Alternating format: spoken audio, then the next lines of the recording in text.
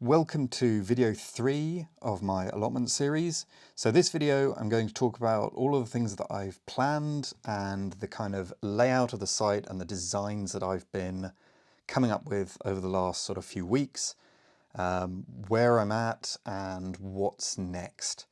So first thing, you'll see this lovely image. So I took this very early on, got the drone out and got a nice top-down view. So if you haven't already, I definitely would suggest watching the previous video, video 2. That was a sort of site tour, but you could also watch it again after this and it will all sort of make sense. It'll help kind of show what the site is actually like, because there's quite a lot going on. So the other thing that you'll notice, there's a grid on this. So this grid is about 60 centimetre squares. And I put this on just because it helps a lot with trying to create beds and aligning things and kind of planning the actual space out. So yeah, I'll just go around it a bit really quickly, similar in the way that we did the first time on the first video. So top right up here, a little squiggle, that's the corner up there. You can see the shed just below, which now looks a lot nicer and has no more tyres on its roof. All of that area is kind of very much the workspace and will be for the foreseeable future. So as I kind of come down this way, the edge is all the way along here and it ends roughly there. It's quite hard to pinpoint exactly because it needs to be cleared of grass. And then we've got a really large space for growing that extends pretty much down to about there, but I don't want to get too close to the apple tree. So there's a whole range of things. This whole area I think had like herbs or similar in it. There's a few sort of small beds that were built, and then we've got the kind of area with the corn in here, and there's another bit of plastic down here, some edging, the old compost heap at the bottom, and then the apple tree in this area. And then again there's just a lot of misc around there. There's a lot of stuff that I don't really know what it was, and I just want to make sure it's tidied.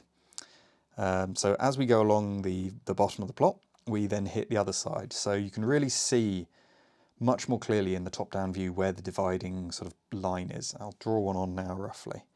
So let that go there. So it's pretty much down there. There is a sort of bit of a physical line, and all of that will probably get removed pretty soon. You'll see why soon.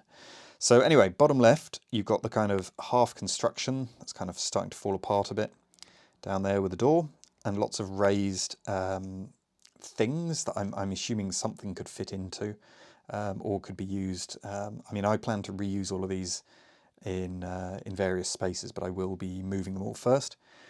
One really useful thing is the water is just down there. You can just see it off screen. So that will be amazing next summer once the weather starts getting warmer. I do want to collect a lot of rainwater, but I'm sure I'll need a little bit more. Then we've got some compost type heaps or raised beds. I don't really know what's going on in those. It's all a bit of a mess. We'll zoom in a bit here because you can really see how many plant pots I have. Oh my goodness, why are there so many plant pots? I've counted roughly 18 large ones. I think there's more. Yeah, it's going to be really, air quotes, fun to collect all of those. Some of them are actually going to be really quite heavy. So yeah, it's going to be a whole challenge. Anyway, you come up the side. So up here is where we've got this kind of big overgrown bed of berries. There's the raised bed is just here. Various plants and other things there. And then there's just sort of a rubbishy compost heap there. And then that small shed full of rubbish. And things like a pallet base here and more raised planting, gravel, wood chip, all sorts there.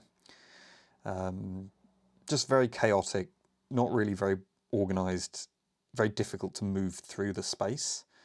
And I mean, I think to a degree both spaces have that as a bit of an issue. It does make sense because they're two relatively small plots.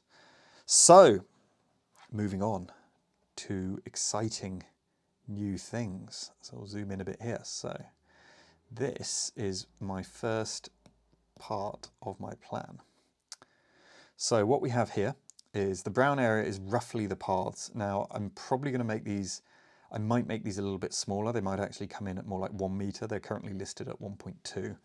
But the idea is to make a set of paths that kind of run round that are like wider and a bit more comfortable and easy to use. You can park a wheelbarrow on them easily. You're not going to sort of find yourself struggling to maneuver, and you could even move like a bigger sort of hand cart through them. So what I want is I want one coming in at the top, one coming in at the side, which will also pass in front of the shed. Then it runs all the way down the middle and potentially all the way to the bottom, potentially coming out on the path there. But I haven't decided whether it will go that far or where that will go yet. And then also coming all the way along here to where the water supply is. Now, this will also mean that I have great access to my compost area. So this is going to be the next big project on the site, is building 3 bays for compost down here. So it means demolishing and clearing pretty much all of this space so that I can have access and get around. And as part of that, I'll also be needing to clear and sort of demolish a lot of the stuff that runs on this path. So again, I might well make the path just a little bit thinner, just give myself a bit more room, so drop it maybe to 1 metre. I think if you get membrane, it comes at sort of 1 metre width. I think it comes in a range, but the plan is probably to get some sort of good naturalish membrane and then put a decent layer of wood chip and just create a really good access route so that I can easily get from one side to the other side and I can get around to everything. So you'll also notice some red squares on the right. So these are the actual growing beds, or at least the area. I'll change colours for this. The general feeling is that this whole massive space here, this is going to be kind of the growing space. So the actual order of the beds, it's a bit moot. I could easily change things around. It could become smaller, it could become more, it could become different orientations depending on what works or what doesn't. This was just something that I kind of liked initially, but I might well sort of just tweak things. It might become sort of more, smaller beds divided up a bit more in the middle. But yeah, haven't really decided, but I feel like this gives me a really decent space with a lot of flexibility in what is probably the best growing space in the allotment. So I think once I've pulled up some of the plastic and the bits there, this whole area is not particularly polluted. There's not much built into the ground that's going to be really hard to deal with. It's not a mess. There are other areas where there's just a lot more in the ground, a lot more plastic and a lot more stuff that's been sort of built in, so it's more difficult. But yeah, that's the plan. I will show you, if we go down here, I can open up some past versions of this. So this is another version of these sort of plans with some dimensions, which we can just take off.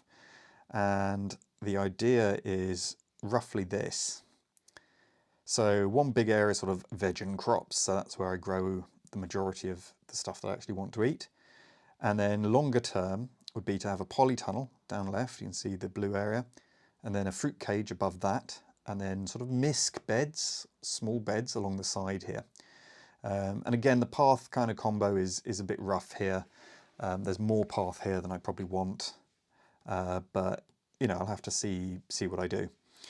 And again, compost at the bottom. So it all kind of gives a nice sort of access route to everything. You've got the shed, you can come out of the shed, you can go down straight through the middle and you can go straight to your compost. You can get straight to your beds easily, and eventually we'll have top left, we'll have water and irrigation. So you can imagine you could easily also come in straight there to your polytunnel here, straight there, fruit there, beds here, some terrible squares here, beds here, beds here, beds here. But yeah, that's roughly where I'm at. Now the first step, or at least the next step now that the shed's now usable, is to build the compost spaces and start clearing, and then start clearing the kind of main growing area. Things like polytunnels, fruit cages, etc. That's all going to have to wait. Certainly not anytime soon. And I will be trying to organise a big clear out. There's so much stuff on the site that I need to clear out. And unfortunately, there's a lot of stuff that I think will just have to go straight into waste.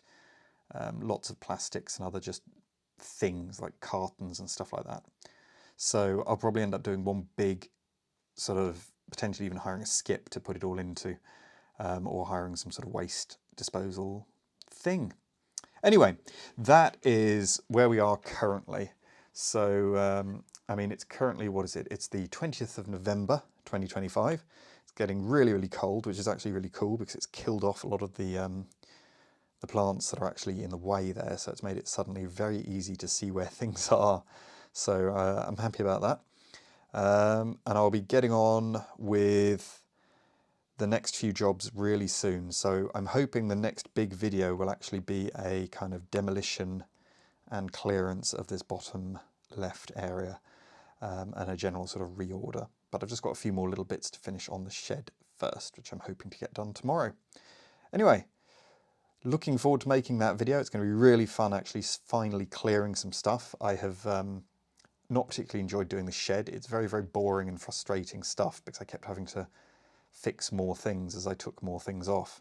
But it's done, it looks a lot better, and it feels like it will last for quite a long time yet. So very pleased with that. And anyway, thank you very much for watching, and I look forward to you seeing my next adventure.